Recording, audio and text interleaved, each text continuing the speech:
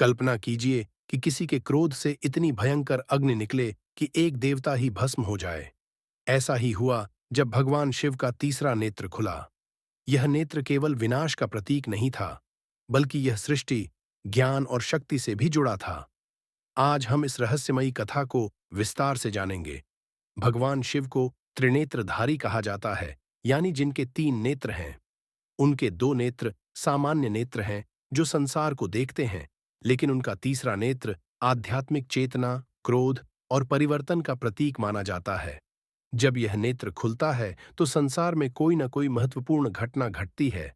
इस कथा में हम जानेंगे कि भगवान शिव का तीसरा नेत्र क्यों और कब खुला और इसके पीछे की रहस्यमयी कहानियां क्या हैं। जब कामदेव भस्म हुए, यह कथा तब की है जब राक्षस तारकासुर का आतंक बढ़ रहा था और उसे मारने वाला केवल भगवान शिव का पुत्र ही हो सकता था। लेकिन शिवजी गहरे ध्यान में लीन थे। देवताओं को चिंता हुई कि जब तक शिवजी का विवाह नहीं होगा, तब तक उनका पुत्र नहीं जन्म लेगा। देवताओं ने कामदेव को शिवजी की समाधि भंग करने भेजा। कामदेव ने अपनी शक्तियों से वातावरण को प्रेम और आकर्षण से भर दिया और अपने पुष्प बाण से भगवान शिव पर वार किया। लेकिन जैसे ही शिवजी की समाधि टूटी, उन्होंने क्रोधित होकर अपना तीसरा नेत्र खोल दिया। इससे निकली अग्नि ने कामदेव को भस्म कर दिया।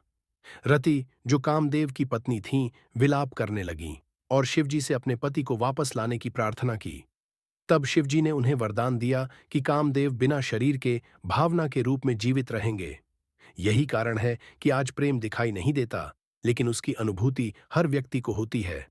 जब माता पार्वती की परीक्षा ली गई, एक अन्य कथा के अनुसार एक बार माता पार्वती भगवान शिव के साथ खेल खेल में उनके नेत्रों को ढक देती हैं।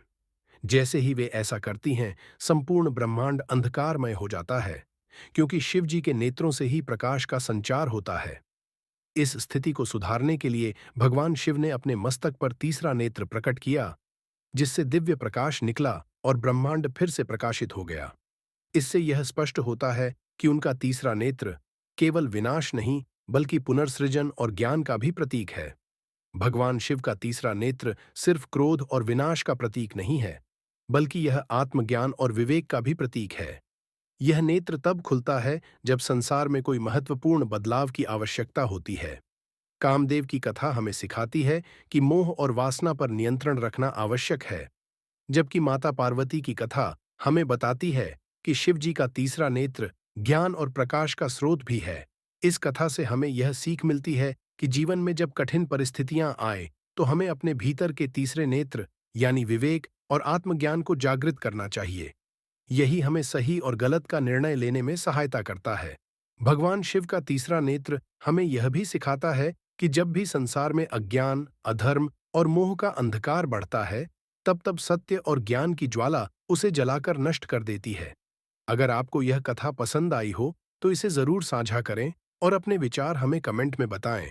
अगर यह वीडियो आपको पसंद आए, तो लाइक, शेयर और चैनल सब्सक्राइब करना न भूलें।